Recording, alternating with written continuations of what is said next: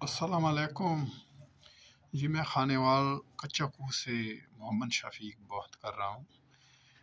Jimmy भाई, ये जो मादी है, इसने जो है ना बच्चे दिए हैं, वो सामने पड़े हैं। अभी मैं देखता हूँ कि ये कितने बच्चे दिए हैं इसने, अभी देखते हैं।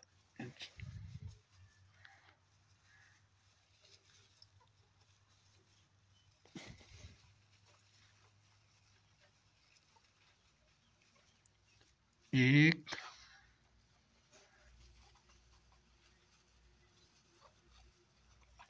दो, तीन,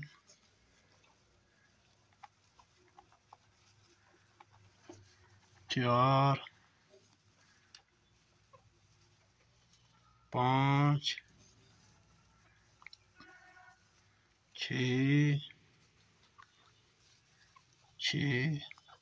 सात, आठ,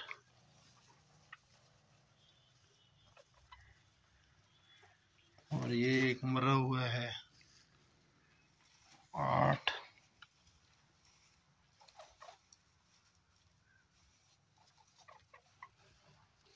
मेरा ख्याल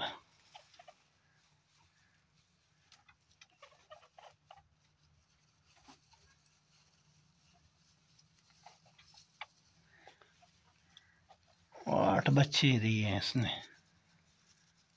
माशाल्लाह 8 बच्चे दिए हैं इसने। एक मर गया है, 9 बच्चे थे और 8 बच्चे जो है ना जिंदा हैं।